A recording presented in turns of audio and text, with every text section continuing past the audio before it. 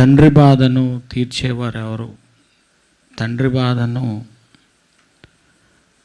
పాట కూడా Bible universes India international వారు తండ్రి బాధను తీర్చేవారు ఎవరున్నారు అనే పాట కూడా ఇందాక పాడి వినిపించారు. గత రెండు రోజులుగా మన మధ్య మరి ఇరిమే గారికి ముందు శేఖర్ బాబు గారు అలాగే కిరణ్ గారు ఎన్నో విషయాలు మీకు పంచారు. కనుక ఈ 3వ రాత్రి ఈ ఉక్కుపోతలో మీరెంతో మీ శరీరాలని ఇక్కడ తీసుకొచ్చి కూర్చోబెడటానికి ఎంతగా ప్రయాసపడుతున్నారనేది మాకు అర్థమవుతుంది. ఎందుకంటే ఆత్మ సిద్ధమే కానీ శరీరం బలహీనం. దానికి చాలా పనులు. ఆత్మేమో దేవుని మాటలు కావాలనుకుంటుంది. కనుక ఏది ఏమైనప్పటికీ ఈ 3 రోజులు మంచి వాతావరణాన్ని అనుగ్రహించిన దేవునికి ఎంతైనా వందనాలు తెలియజేసుకుంటూ వచ్చిన మీ అందరికీ కూడా మన ప్రభువును రక్షకుడైన యేసుక్రీస్తు వారి అతి పరిశుద్ధమైన నామంలో నా శుభాభివందనాలు తెలియజేసుకుంటున్నాను. అలాగే వేదికను అలంకరించినటువంటి ముఖ్య ప్రసంగికులు మా ఆత్మీయ తండ్రి గారు,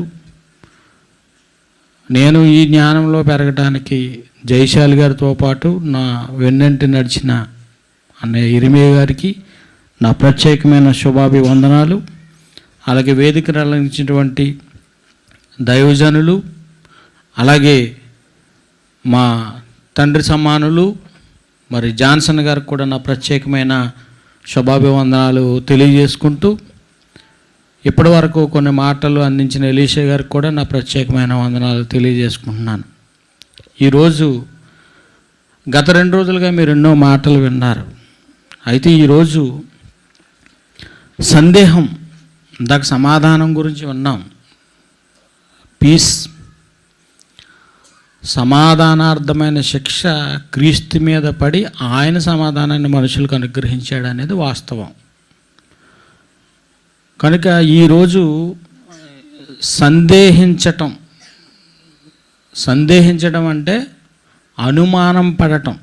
ఈ అనుమానం పెనుబోతమై ఆఖరికి ప్రతి విశ్వాసిలో ఉన్న విశ్వాసి అవిశ్వాసిగా మారిపోవటానికి చాలా గొప్ప ప్రమాదకరమైన ఒక కారణం పొంచి ఉందని మీ ముందు పెట్టడానికి వచ్చాను.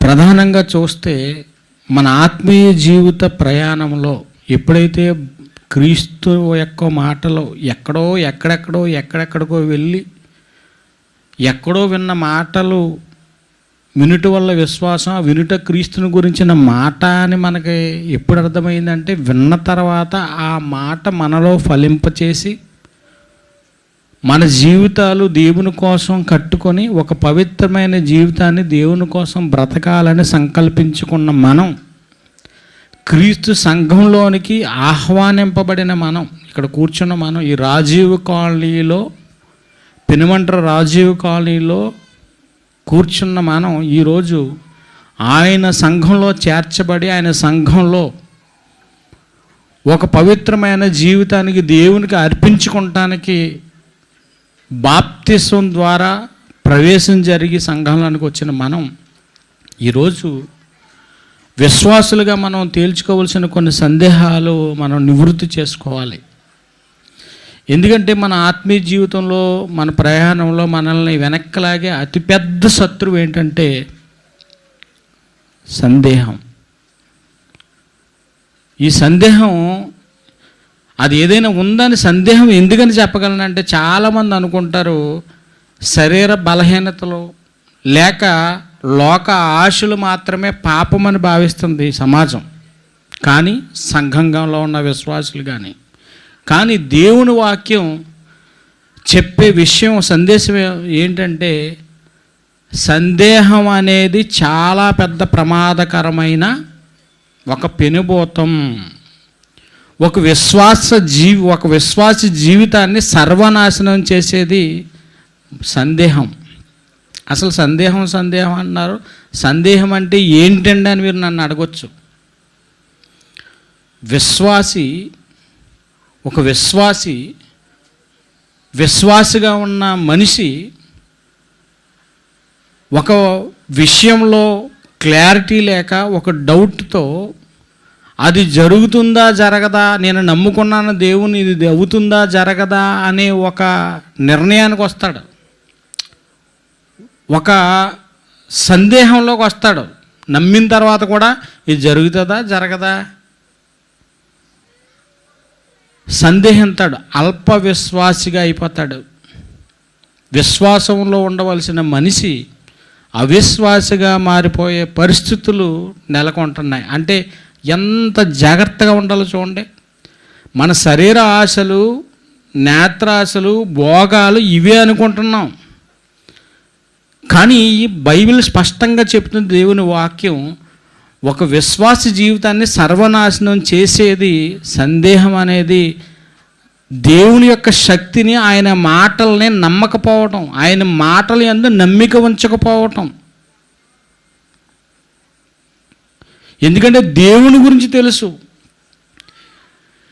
దేవుడు చేయగల సమర్థుడు, ఏదైనా చేయగలడు సమర్థుడు అని బైబిల్లో ఉన్న ఎంతోమంది భక్తుల జీవితాలు మనకు ముందున్న మన సంఘాలకు వెళ్ళినప్పుడు ఎంతోమంది భక్తుల జీవితాలు మన ముందు పెట్టారు, మనం విన్నాం, వినలేకుండా లేవు. బైబిల్లో ఉన్న ప్రతి వారి భక్తుల జీవితాలు మనకు తెలుసు. ఏ సమయంలో దేవుడు అననుకూల పరిస్థితుల్లో కూడా వాళ్ళకి విజయాన్ని చేకూర్చిన పరిస్థితులు కూడా మనకు తెలుసు. అయినా మన దాకా వచ్చేటప్పటికి అవుతుందా లేదా, నాకు చేస్తాడా విషయంలో చెయ్యడా, నన్ను ఈ విషయంలో గొట్టెక్కించడా అనే అనుమానం, అవిశ్వాసం మనిషిని, ఈ భయం వల్ల ఆత్మీయంగా నీ ఎదుగుదల ఆగిపోతుంది. నీ గ్రోతింగ్ ఏదైతే ఉందో గ్రోత్ ఆగిపోతుంది. విశ్వాసిగా సంఘంలోకి వచ్చిన నీవు పాలతో ప్రారంభించబడిన దేవుని వాక్యం వచ్చిన వెంటనే నీకు ప్రకటన గ్రంథం అర్థం కాదు. బైబిల్ అంటే ఏంటి, దేవుడు అంటే ఎవరు, ఈ సృష్టి ఎలా చేయబడింది, ఈ సృష్టిని చేసి నీకు ఎలా ఇచ్చాడు, ఈ సృష్టిలో నిన్నెందుకు తీసుకొచ్చాడు, నువ్వెందుకు తల్లి గర్భంలో నుండి వచ్చా, వచ్చిన నీ పని ఏంటి, ఈ వచ్చిన పనికి నువ్వు చేయవలసిన పని ఏంటి, నీ జీవితం ద్వారా దేవుని కోసం ఏం చేయాలి, క్రీస్తులోనికి వచ్చిన తర్వాత నీ పని ఏంటి, ఇవన్నీ ఫండమెంటల్స్గా మొట్టమొదటి పాఠాలు ఇవన్నీ. పుట్టిన పిల్లోడికి తీసుకెళ్ళి చికెన్ 65 ఆర్డర్ ఇచ్చి పిల్లోడికి సాయంకాలం చికెన్ 65 పెట్టాలంటారా? పెట్టరు. సంఘంలోకి వచ్చిన తర్వాత మీకు ప్రారంభ పాఠాలు చిన్న పాఠాలుగా, ఆఖరికి మీ విశ్వాసం ఎలా మీ విశ్వాసం దినదిన అభివృద్ధి చెంది ఒక పిల్లవాడు తరగతి నుండి మరొక తరగతి ఎలా అభివృద్ధి చెందుతూ వెళ్తున్నాడో మన విశ్వాస పరిమాణం అది రోజు రోజుకి ఇంక్రీజ్ అవ్వాలి, పెరగాలి. దేనినైనా చేయగలడు నేను నమ్మిన దేవుడని. ఇంక్రీజ్ అవ్వకూడదు, డిక్రీజ్ అవ్వకూడదు, ఇంక్రీజ్ అవ్వాలి, డిక్రీజ్ అవ్వకూడదు, పెరగాలి విశ్వాస పరిమాణం. కనుక బైబిల్లో మనం చూసినప్పుడు యేసుక్రీస్తు తన శిష్యులతో నూతన నిబంధనలో, ఎందుకంటే మలాకీ గ్రంథం నుండి మత్తయి సువార్త కాలం మధ్య ఉన్న 400 సంవత్సరాల కాలం డార్క్, దేవుని యొక్క డార్క్ టైం లైన్ అంటారు. దేవుడు ప్రజలతో ప్రవక్తల ద్వారా మాట్లాడటం మానేశాడక, మాటలేవు, చీకటి కాలం, దేవుని మాట రాలేని పరిస్థితి.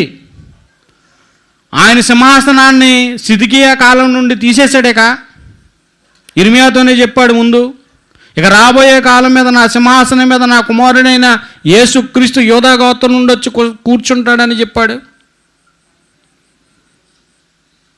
ఆయన రాబోతున్నాడు, ఆయన కోసం మనం ఎదురు చూస్తున్నాం. అలాగే వాళ్ళు ఎదురు చూశారు, వచ్చాడు, కూర్చున్నాడు. ఈరోజుకి ఇజ్రాయేల్లో ఇంకా వస్తాడని పూరిమి పండగలు కానీ, గుడారాల పండగలు కానీ, పెంతుకోస్తు పండగలు కానీ ఈ రోజుకి ఇంకా జరిపిస్తున్నారు. ఇంకా వాక్యం పరిపూర్ణమైందన్న సంగతి తెలియని ఇజ్రాయేలున్న యూదులు వచ్చాడు, సంఘాన్ని స్థాపించాడు, దేవుని రాజ్యాన్ని, సంఘాన్ని. ఇక రెండోసారి రాబోతున్నాడు అనే విషయానికి కూడా వాళ్ళ యొక్క మనోనేత్రాలు వెలగకుండా ఉన్నాయి. ఎందుకంటే ఆ రోజు యేసుక్రీస్తుని శిక్షిస్తున్నప్పుడు ఈయన యూదుల రాజని చెప్పుకున్నాడు, ఈయన దేవుడని చెప్పుకున్నాడు, ఇతను సిలువేసి కొట్టండి, అయ్యా ఇతను యూదులుగా మీలో నుండి వచ్చినవాడు కదా, మీ జనాంగంలో నుండి వచ్చినవాడు కదా, ఎందుకు ఇతను వదిలిపెట్టి ఆ బరబ్బా అనే బందిపోటుని వేసేద్దాం అని చెబితే, ఈయన వేయండి, ఈయన రక్తం మా మీద, మా పిల్లల మీద ఉన్నా పర్లేదు, కొట్టండి, ఆయన్నే కొట్టండి సిలువకేసి అని అడిగారు. మీరు నా మాటలు చాలా శ్రద్ధగా వినాలి, ఆలోచించాలి. కనుక ఇక్కడ యేసుక్రీస్తు వారు తన శిష్యులతో గడిపిన అనేక సందర్భాల్లో మనం చూస్తే, నిజంగా ఒక తుఫాను వచ్చినప్పుడు కానీ, అలాగే ప్రజలు తన వాక్యం విన్నప్పుడు ఆహారం లేనప్పుడు కానీ, అలాగే ప్రతి విషయంలోనూ కూడా ఒక మాటను ఆయన ఉటంకిస్తూ ఉంటాడు. హెచ్చరిస్తున్న ఒక విషయం ఏంటంటే, సందేహించకండి, మీ హృదయాలలో ఎట్టి పరిస్థితుల్లో కలవరాలు రానివ్వకండి. కలవరం, దేవుని యందు విశ్వాసం ఉంచుచున్నారు, ఎందుకు మీ హృదయాల్లో కలవరాలు చోటు చేసుకుంటున్నాయి, అనుమానాలు చోటు చేసుకుంటున్నాయి, ఎందుకు సందేహిస్తున్నారు? పలుమార్లు ఆ మాట చెబుతూ ఉంటాడు ఆయన జీవితంలో శిష్యులకి. The disciples they can tell him. తన శిష్యులకి పదే పదే చెబుతున్న మాటలు. వాళ్ళని హెచ్చరించిన ఒకే ఒక విషయం, సందేహించకండి.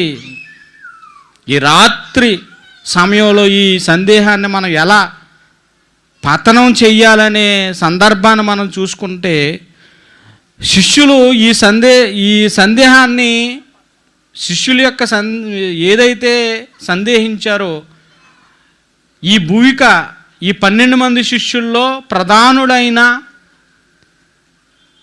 తొందరపాటు పడే వ్యక్తి ఎవరైనా ఉన్నారంటే ఆయన ఎవరు? బాగా తెలుసు మనకు, దుడుకు పేతురు గారు, కంగారు పేతురు గారు అని అంటారు.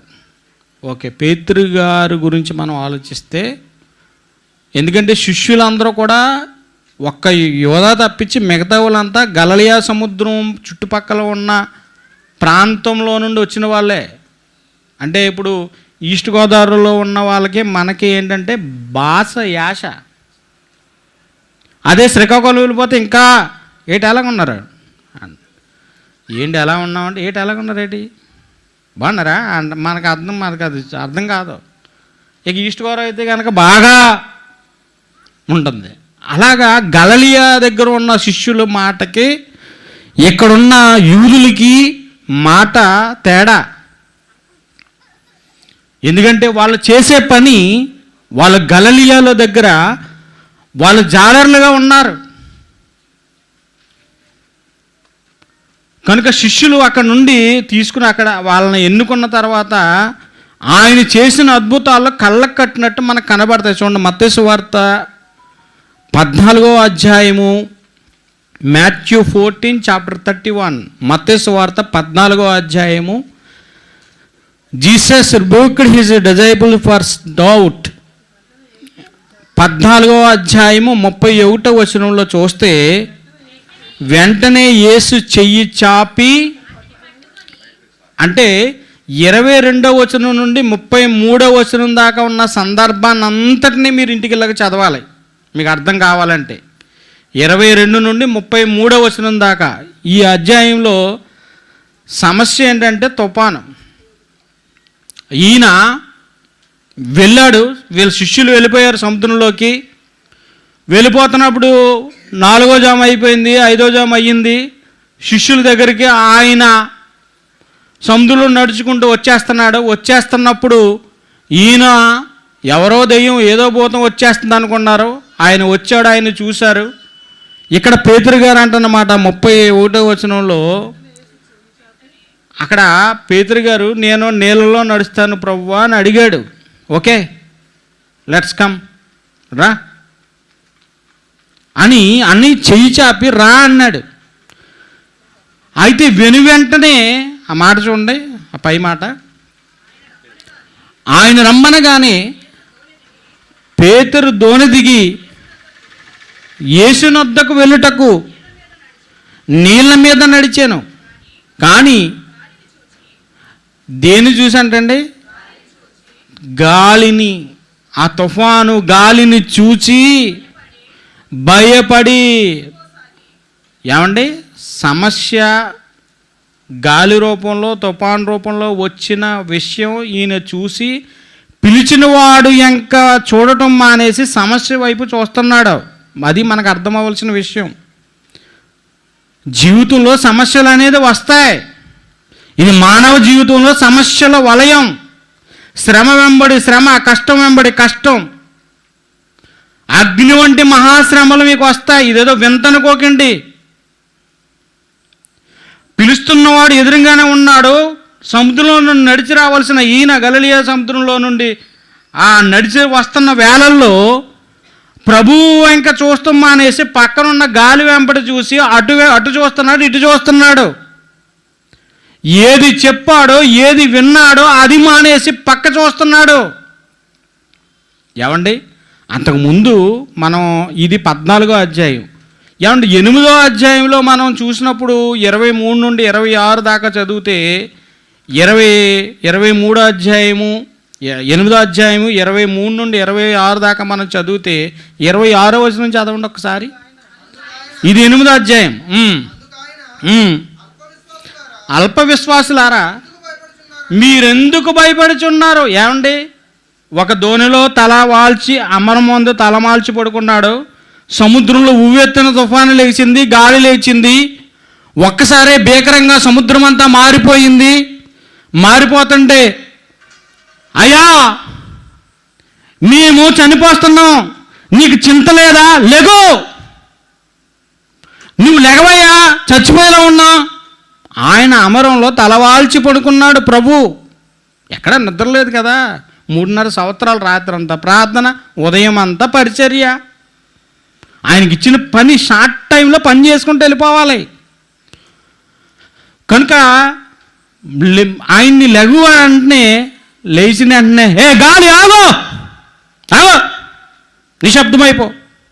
ఏ సముద్రం ఆగో, నిమ్మలమైపో అని అన్నంటే అలా నెమ్మలమైపోయిన వెంటనే అసలు ఈయన చెప్తుంటే సముద్రం నెమ్మలమైపోతామేంటి, ఈయన చెప్తే తుఫానా ఇలా నెమ్మలమైపోతామేంటి అని శిష్యులు ఈయన ఎవరో, ఆ కింద అన్న మాట ఏంటంటే ఈయన ఎవరో తెలియకుండానే ఆయన శిష్యులుగా ఉన్నారు. వాళ్ళు గొప్ప విషయం ఏంటంటే ఈయనకి లోపడుతున్నాయేంటి ఈ సృష్టిలో ఉన్న పంచభూతాలు. కలిగించిన వాని మాట వినాలి. కలిగించిన వాడు మాట వల్ల కలిగినది ఆ మాటే ఆయన, ఆ మాటే ఆ వాక్యమే శరీరాన్ని ధరించుకుని కృపాసత్య సంపూర్ణుడిగా భూమి మీదకు వచ్చిన యేసునాథుడు. ఆయన మాట వినకుండా ఈరోజు మనం కూడా సమస్యలు వస్తే సమస్య వైపు చూస్తున్నాం తప్ప నువ్వు నమ్మిన దేవుని వైపు సమస్యలు వస్తాయి. తుఫాను వలె ఎన్నో సమస్యలు వస్తూ ఉంటాయి. సమస్య వైపు చూడకో, మనుషుల వైపు చూడకో. మనుషుల నుండి నీకేమీ లభించదో. మనుషులను నమ్ముకున్నట్టు కంటే ఆయన ఆశ్రయించు. నీ దగ్గర ఏదో కొట్టేయాలనే ఆలోచన మనిషి ఎప్పటికైనా. నా దగ్గరికి ఒక అడ్వకేట్ని కదండి, నా దగ్గరికి చాలా కేసులు వస్తాయండి. ఈ కేసుల్లో ఎటువంటివి ఉంటాయంటే అండి, ఏమంటే మమ్మల్ని యూరప్ పంపించేస్తున్నారండి అని వచ్చారు మొన్న ఈ మధ్యన. యూరప్ వెళ్ళిపోతావా అని ఈ 2 లక్షలు 3 లక్షలు కట్టేశాడు, ఆడ ఎగ్గొట్టేసాడు, వెళ్ళిపోడు. అప్పుడు వచ్చారు. ఇంకొకటి ఏమో ఆస్ట్రేలియా పంపించేస్తాను. మరొక ఎలా కట్టేశారు డబ్బులు మీరంటే ఎవరికి తెలియకుండా మేము వెళ్ళిపోతాం, అక్కడ లక్షలు సంపాదించేసుకుంటాం, మేము కట్టేసాం, ఎవరికి చెప్పం. మళ్ళీ సీక్రెట్ ఇది. ఒక పక్క యుద్ధాలు జరుగుతున్నాయి, యుక్రెయిన్కి రష్యాకి, ఒక పక్క ఏమో ఇరాన్కి, ఒక పక్క ఇజ్రాయేల్కి, ఒక పక్క అరబ్ కంట్రీస్కి, యునైటెడ్ అరబ్ ఎమిరేట్స్కి యుద్ధాలు జరుగుతున్నాయి. నువ్వు ఎలా వెళ్ళగలవు? నిన్ను ఎలా పంపిస్తాడో? ఈరోజు లక్షల రూపాయలు అయిపోయినాయి టిక్కెట్టు. ఒక పక్క యుద్ధాలు జరుగుతున్నా నన్ను ఎలా పంపిస్తాడో అనే ప్రశ్న నీకు రాకోకుండా నువ్వు డబ్బులు ఎలా కట్టేశావు? అంత కామన్ సెన్స్ లేదా? ఎక్కడికి వెళ్ళిపోతావు? నన్ను మోసం చేశాడు బాబోయ్ అంటే మోసం చేసే వాళ్ళు ఉంటారు. క్రైస్తవుడు అంటే ప్రతిదీ పరిశీలించి తెలుసుకోవాలి. అతను ఎవరి చేత పరిశోధించబడ్డాడు, కానీ క్రైస్తవుడు ప్రతిదాన్ని పరిశీలించగలుగుతాడు. కనుక అంటున్నాడు, మన దేని విషయాన్ని కూడా నువ్వు సమస్య వైపు చూడకో, దేవుని వైపే చూడు. ఏమండి, చంటి పిల్లలు ఆడుకుంటున్నప్పుడు మనం చూస్తున్నప్పుడు అండి, తండ్రి పిల్లల్ని ఆడిస్తూ ఉంటాడు. ఒక జారుడు బల్ల మీద నుండి జారుతూ ఉన్నప్పుడు తండ్రి దగ్గర నుండి 2 చెయ్యిలు చాచి, ఒరే జారుడు బల్ల జారరా, నేను ఇక్కడ చెయ్యి చాపి పట్టుకున్నాను, జారు. నేను జారితే నా తండ్రి పట్టుకుంటాడు. 2 చెయ్యిలు చాచే ఉంచాడు తండ్రి. నాన్న 2 చెయ్యిలు చాచే ఉంచాడు. నువ్వు ఎక్కించాడు అక్కడ. నువ్వు జారితే పట్టుకుంటాడు. ఈ ఎక్కునుడు జారకుండా ఒకవేళ మా నాన్న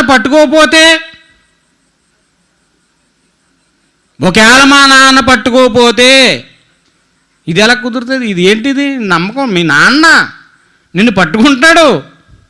పట్టుకోకపోతే అసలు ఆ ప్రశ్నే తప్పు. ఎందుకు పట్టుకోడు కనుక్కున్నవాడు నిన్ను భూమి మీదకి రప్పించాడంటే, నీ తల వెంట్రుకలన్నీ లెక్కించాడంటే, నీవు పుట్టినప్పుడే నీ యొక్క దినములన్నీ ఆయన గ్రంథంలో లిఖితము చేసుకున్నాడంటే నీ గురించి తెలియదు అనుకుంటున్నావు? ఇక్కడ కూర్చున్న మనందరి గురించి గ్రంథంలో రాసుకున్నాడు. మనం అనుకుంటాం, ఒక్కొక్కరిని అంటాం, నీ నెత్తి మీద రూపాయిట్ని ఎవడో కొండరా అంటాం. తప్పది. నువ్వెంత వాల్యూ తెలుసా? నీ విలువ దేవుని దృష్టిలో చాలా గొప్పదే. చాలామంది హేళన చేస్తారు, చాలా విలువైంది. కనుక తండ్రి అంతేనండి, తండ్రి చేయి పట్టుకుని నడిపిస్తున్నంతసేపు ఎక్కడెక్కడికి వెళ్ళినా సరే, ఎన్ని సెంటర్లు రోడ్డు పక్కన చెయ్యి తండ్రి పట్టుకుని తిప్పుతున్నప్పుడు ఎంతసేపు తిప్పినా, ఏ పక్కకి తిప్పినా, ఏ సందులు తిరిగినా తండ్రి చెయ్యి పట్టుకున్నాడు కాబట్టి తిప్పుతాడు. అదే మా నాన్న నా చెయ్యి వదిలేస్తే అనే సందేహం ఎవరు రాకూడదు. పట్టుకున్నది ఎవరో? నన్ను కన్నా నా తండ్రి కదా. సమస్య గురించి నువ్వెందుకు ఆలోచిస్తున్నావు? ఒకవేళ వదిలేస్తాడని ఈ సందేహం నీ మనసులో ఎందుకు వస్తుంది? అందుకే ఒక మాట అంటాడు యోధా పత్రికల్లో, సముద్రంలోనే అలల వలె. చూడండి యోధా పత్రికలు ఏమంటాడు, ఒక మాట అంటాడు యోధా పత్రికలో, తమ అవమానం, ఎన్నో వచనం ఆయన 13వ వచనంలో, యోధా పత్రిక 13వ వచనంలో,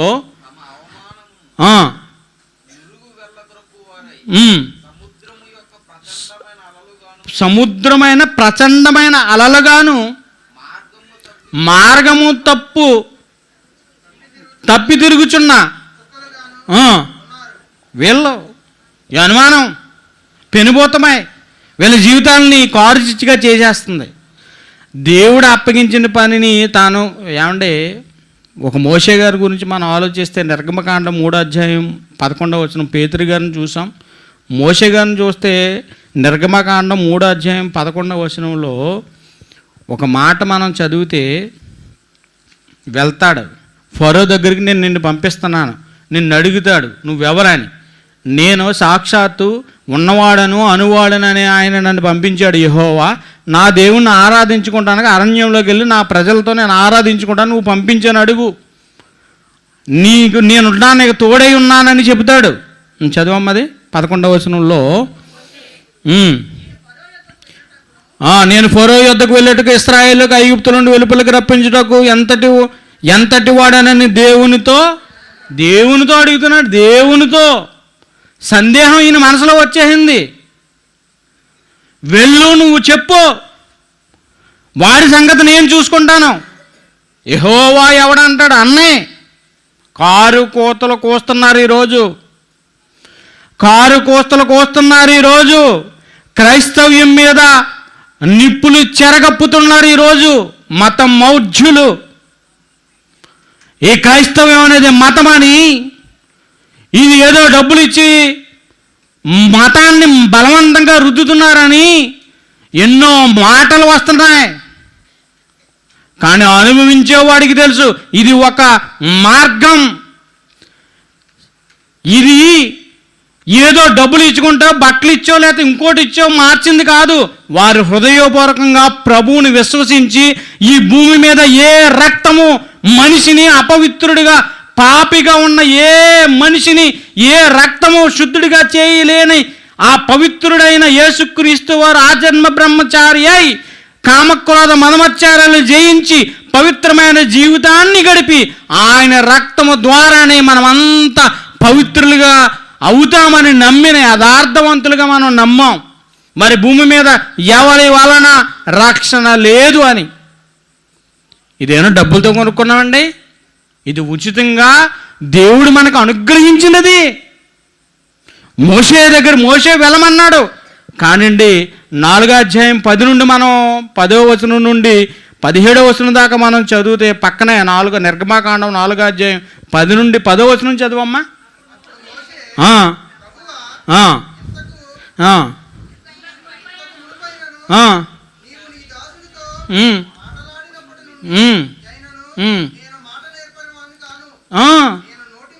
చూసారా, ఇతనికంట నోటి మాన్యం ఉందంట. నాకు కొద్దిగా నత్తి ఉంది, నువ్వు నన్ను వెళ్ళమంటావు కరెక్టే, నాలో ఫిజికల్గా నాకు బాగలేదు, నేను ఫిజికల్గా సెలెక్ట్ అవ్వలేదు, నువ్వు నన్ను సెలెక్ట్ చేసినా నేను ఫిజికల్గా సెట్ అవ్వను, నాకు నోటి మాన్యం ఉంది, మాట్లాడుతున్నప్పుడు నాకు కొద్దిగా దొల్లుతాయి అని ఇతను అపాత్రుడిగా ఎంచుకుంటున్నాడు. అంటే దేవుని పిలుపుని సందేహిస్తున్నాడు. దేవుడు పిలుచుకుంటాడు. ఎలాంటి వారిని పిలుచుకుంటాడు? ఏమంటే ఎలాంటి వారిని పిలుచుకున్నాడండి? ఒక మాట చూడండి, ఒక మాట 1 కొరింథీ 1వ అధ్యాయం 26, 27, 28, 29 వచనాల్లో మనం చూస్తే, కొరింథీలకు రాసిన మొదటి పత్రిక 1వ అధ్యాయం 26, 27, 28, 29 వచనాలు. సహోదరులారా, మిమ్మును పిలిచిన పిలుపు చూడిడి. ఇదిగో ఇర్మియా గారిని పిలుచుకున్నారు. మిమ్మును పిలిచిన పిలుపు చూడిడి. మీరు మీరు లోకరీతిని జ్ఞానులైనను గనులైనను గొప్ప వంశం వారైనను అనేకులు పిలువబడలేదు. కానీ ఏ శరీరయు దేవుని ఎదుట అతిశయింపకుండునట్లు జ్ఞానులను సిగ్గుపరచుటకు లోకంలో ఉండు వెర్రివారిని దేవుడు ఏర్పరచుకుని ఉన్నాడు. బలవంతులైన వారిని సిగ్గుపరచుటకు లోకంలో బలహీనులైన వారిని దేవుడు ఏర్పరచుకుని ఉన్నాడు. లోకంలో తృణీకరింపబడిన వారిని, ఎన్నిక లేని వారిని, గొప్పవారిని, వారి ఆలోచనలు వ్యర్థం చేయటకు దేవుడు ఏర్పరచుకుంటాడంట. ఎవరిని ఏర్పరచుకుంటాడో? లోకంలో స్కాలర్స్ని కాదు. మీకు బాగా అర్థం అవ్వాలి. దేవుడేమో నిన్ను ఎంచుకుని నువ్వు వెళ్ళవయ్యా ఫరో దగ్గరికి వెళ్ళి చెప్పంటే, నాకు కొద్దిగా నత్తి, నేను ఎలాగెళ్ళను? మీకు అర్థం అవ్వాలంటే, ఒక చెక్క ఉంది, ఆ చెక్కను ఒక శిల్పి చెక్కుతూ ఉంటాడు. శిల్పి ఆ చెక్కుతున్నప్పుడు ఒక రూపాన్ని చెక్కాడు. రూపాన్ని చెక్కిన శిల్పి గొప్పవాడా, చెక్క గొప్పదా? ఏది గొప్పదండి? చెక్క చాలా గొప్పదండి. అంటే చెక్కేవాడు ఆయన, నువ్వు చెక్కవే అనే దేవుని ఎదుట మహిమ. ఈ మందిరానికి ఒక గేటుగా ఉండటానికి, ఒక చెక్కను ఒక రూపంగా మలచటానికి నిన్ను ఎన్నుకుంటానని నిన్ను పిలిచాడు. ఆ పిలుపు నువ్వు సందేహించకుండా నువ్వేం చేయాలి? ఏమండి, అందమైన రూపం, బొమ్మను చూసి అందరూ గొప్పగా అబ్బా నిజంగా ఎంత బాగుందని అంటారు. కానీ అక్కడ మనం చూస్తే దేవుడు వేషధారులైన వాళ్ళని, ఎందుకంటే గొప్పవారు స్కాలర్స్ని ఎన్నుకున్నారు అనుకోండి, వాళ్ళ వాక్చాతుర్యంతో ఏమంటారంటే నేను కాబట్టి నేను దేవుడి కోసం ఇలా చెప్పానని వాళ్ళకి గంత తెచ్చుకుంటారు. అర్థమైంది మీకు? గనులైన వారిని ఎంచుకోలేదు. దేవుడి పనికి ఎంత చక్కగా చెప్పాడు.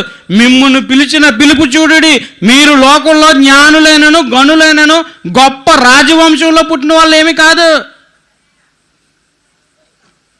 ఒక రోడ్డు పక్కన జిలాబీ వేసుకుంటూ తన కుటుంబాన్ని సంరక్షించుకుంటూ తన కుటుంబాన్ని పోషించుకుంటూ దేవుడు ఇచ్చిన పిలుపుని పొందుకొని తన మాటల ద్వారా ఆ రోజు నాకు నేర్పించినప్పటి నుండి ఇంచుమించు 18 సంవత్సరాల నుండి ఆయన ఏ రోజు అలుపు లేకుండా ఎన్ని రోజులుగా ఆయన ఏక తపస్సు చేసుకుంటూ అనేకులు వాక్యాన్ని ప్రకటిస్తూ, ఇదిగో ఇలాంటి మధ్యలో దేవుని యొక్క ప్రకటనలు, దేవుని యొక్క వాక్యం పంచాలని తన వ్యయ ప్రయాసలు తనకు వచ్చిన దాంట్లో నుండి తీసేస్తాడు ఆయన. ఎన్నో పాటల క్యాసెట్ చేయడానికి తీసేశాడు. తనకున్న పొలాన్ని తీసేశాడు, తనకున్న స్థిరాస్తులను తీసేశాడు. దేవుని పిలికి లోబడి, లేదు ప్రభువా నేను మాట్లాడలేను, నా వల్ల ఏమిటవుతుంది, ఏటి అవదో అని అంటే ఇర్మియా గారు అలా ఉండేవారు కాదు. ఈరోజు బెంజ్ కారు వేసుకుని శుభ్రంగా మా వంద శుభ్రంగా తిరిగేవారు హ్యాపీగా. ఎందుకంటే ఆ రోజు కొన్న పొలాలు కోట్ల రూపాయలు విలువ కలిగినవి. కానీ ఒక సాధారణమైన వ్యక్తిగా దేవుని పిలుకు లోబడి, నిజంగా 5వ తారీఖు నేను రాలేకపోయాను. పెళ్లి రోజు జరుపుకుంటున్న వారిరువురు జరుపుకుంటున్న పెళ్లి రోజు సందర్భంలో ఉండాలనుకున్నాను. నాకున్న సమయాన్ని బట్టి రాలేకపోయాను. నిజంగా నిస్వార్థమైన సేవ, ఆ సేవను గుర్తించాలి. ఆ మోషే పిలుపుకి లోబడకుండా ఏదో అడ్డు చెబుతున్నాడు. నువ్వు నేనున్నాను కదా, నేనున్నాను. నోరిచ్చిన వాడెవడో, ఎంత ఇచ్చిన వాడెవడో నేనే కదా. అవయవాలన్నిటినీ తల్లి గర్భంలో రూపించింది నేనే కదా. వెళ్ళు. మనం చదువుకుంటే చాలా సమయం అయిపోతుంది. ఏమంటే ఈరోజు మనిషి చూడండి దేనికోసం తాపత్రయం. మత్తయి సువార్త 6వ అధ్యాయము 25వ వచనం నుండి 33 దాకా మనం చూస్తే 25వ వచనం చదవండి. నేను మీతో చెప్పినది ఏమనగా, ఏమి తిందుమో ఏమి తాగుదమో ఏది మీ ప్రాణం గురించి ధరించుకుందామో అని మీ శరీరం గురించి చింతింపకూడి. ఏంటంటే దేనికోసం చింతించకూడదంట? దేనికోసం చింతించకూడదు? ఏం తినాలి, ఇప్పుడు ఏం కావాలో మనకే. ఇప్పుడు అయిన తర్వాత చికెన్ ఎడతారా, మటన్ ఎడతారా, ప్రాన్స్ ఎడతారా? మా హాస్పిటల్లో ఒక ఆయన ఉండేవాడండి, పేషెంట్, మీకు చెప్పాలి. ఆయన సర్పంచ్ చేశారండి. వాళ్ళ అబ్బాయి ఆడొక పనికిమాలినాడు. అలా ఎందుకంటున్నాడని చెప్తున్నాను. డాక్టర్ గారు మేము వెళ్ళేవాళ్ళం. ఇలాగా చేతులెత్తి డాక్టర్ గారు వచ్చే సమయానికి మా నాన్నకండి ఈతలు, రొయ్యలు, చేపలు ఇంకా మొత్తం అన్నీ చెప్పేసేవాడండి. ఏం వద్దన్నాడండి, సారీ వేసుకుంటాను అన్నాడండి అని కూడా. ఎంతకే తేడాడు 10 లెక్క ఇలా చెప్పేసేవాడు వరుసలో. ఏడ్చాడండి. ఏం పెట్టాడండి బాబు డాక్టర్ గారు, నా డబ్బులు తినేస్తున్నాడు ఈడు ఉండి. చెబుతూ మటుకు మేము వెళ్ళినప్పటికీ సందువా మొత్తం అన్నీ ఉంటాయి, మరి ఆ పేర్లు మొత్తం అన్నీ చెప్పేసేవాడు. కనుకండి ఇక్కడ ఏమి తిందుమో ఏమి తాగుదు అని మీ ప్రాణం ఎందుకు మీరు ఆలోచిస్తున్నారో, ఎందుకు సందేహపడుతున్నారో? ఆకాశ పక్షులు చూడు, అవి విత్తవో కోయవో, అవి పొద్దున్నే రాత్రికి ఏదో కూర్చుకుని అవి బాబా రేపు పొద్దున్నకి ఏమి ఉండవు కదా అని దాంట్లో దాచుకుని ఉండి అవన్నీ చేయవే. 64 లక్షల జీవరాశులా, 84 లక్షల జీవరాశులను పోషిస్తున్నాడే. నువ్వేం పోషిస్తావు? మహా అయితే 4 రోజులు టబ్బెట్టి చేపలో వేస్తావు, 5 రోజులైతే తేలిపోతాయి చేపలు. 5 రోజులే మన పని, 6 రోజు ఉండవు. పోనీ పక్షులు తీసురా, అయ్యంతా ఎగిలిపోతాయి. నువ్వేం చేయగలవయ్యా? వీళ్ళు ఏం చేయలేవు. అట్లా ఆహారాన్ని సమకూర్చేవాడు ఆయన. కనుక ఏమి తిందువో ఏమి తాగుతావో వాటి గురించి నీకెందుకు? అందుకే కీర్తన గ్రంథం 37:25 వచనంలో దావీదు గారు అంటున్న మాట ఏంటంటే, కీర్తన గ్రంథం 37వ అధ్యాయం 25వ వచనం,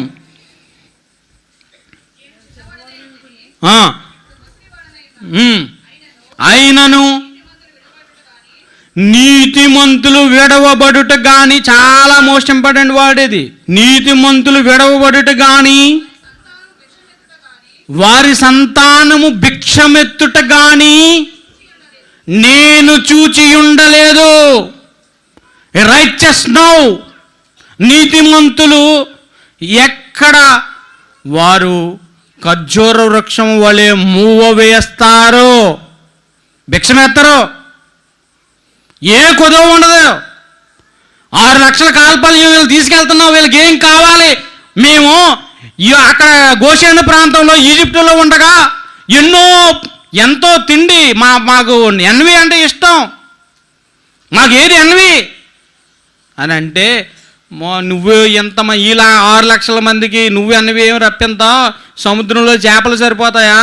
లేదంటే కనుక ఎన్ని పోతులు కావాలి, ఎన్ని ఏటలు కావాలంటే, మోసే సందేహించుకో, నా చెయ్యి కొరచ కాలేదు, నా చెయ్యి కొరచ కాలేదు. రప్పిస్తాను, ఆకాశం నుండి పురేడు పక్షులను పంపించాడు, తినండి తినండి. కనుక చెప్పుకుంటే చాలా ఉంటుంది. కనుక మన విశ్వాసంలో ఏముండకూడదు, అవిశ్వాసం చోటు చేసుకోకూడదు. ఒక ఊరికి మధ్య ఒక తాడి చెట్టు ఉండేది అంటండి. గాలి తుఫాను వచ్చిందంట. అప్పుడు మర్రి విత్తనం వెళ్ళి, బావా నాకు చోటు లేదు, నాకు ఏదో పక్కన చిన్న చోటు ఇయ్యి, ఈ తుఫాన్లో నేను ఉండలేకపోతున్నాను అని చెప్పంటే, సరే బావా ఈ గాలి తుఫాను అయిన తర్వాత వెళ్ళిపోతావు కదా అంటే, వెళ్ళిపోతానని ఆ మర్రి విత్తనం పక్కనే ఉందంటండి. తర్వాత అయ్యే సమయానికి ఆ ఊరికి మధ్యలో, ఆ ఊరికి అటు ఇటు అదే తాడి చెట్టు హద్దు. వెళ్తున్నప్పుడు తాడి చెట్టు బావు లేడక, ఏ విత్తనం పడింది? మర్రి చెట్టు పడింది. మర్రి వృక్షం దేన్ని కనబడకుండా చేసింది? తాడి చెట్టుని కనబడకుండా చేసింది. రోడ్డు అంటే ఇల్లు వాళ్ళు అనుకుంటున్నారు, తాడి చెట్టు ఉండాలి కదా ఈ ఊరికి ఆ ఊరికి మధ్యలో. బావకి చోటిచ్చాడు అంటే పాపానికి నువ్వెప్పుడైతే చిన్నగా ఉంది కదా అని దాన్ని తీసుకొచ్చి నీ పక్కలో పెడతావో, ఇంకా నువ్వు కనిపించో, అదే కనబడుతుంది. ఎలాంటివి చెప్పుకుంటే లాజిక్లు చాలా ఉంటాయి. ఓకే, ప్రార్థన చేసుకుందాం. మహాపరిశుద్ధుడు మా మిక్కిలిగా ప్రేమించిన ప్రియ పరలోకపు తండ్రి, ఈ 3వ రోజు ఈ మహాసభను ఆయన జరగటానికి మీరు ఇచ్చిన మహాకృపను వందనాలు చెల్లిస్తూ, ఇదిగో నా తర్వాత నా కుమారుడు మరి మా ఆత్మీయ తండ్రి గారు ఇర్మియా గారి ద్వారా అనేకమైన విషయాలు మేము నేర్చుకుంటున్న కృపాన్ని గ్రహించండి. చాలా లేటుగా వచ్చారు పిల్లలు, సమయం నాయన ఆధీనంలో ఉంచుకొని చెప్పబడుతున్న ప్రతి మాట వారి హృదయాల్లో భద్రపరుచుకునే భాగ్యాన్ని అనుగ్రహించమని కోరుకుంటూ యేసుక్రీస్తు పుణ్యనామనే ప్రార్థన వేడుకుంటున్నాము తండ్రి, ఆమేన్.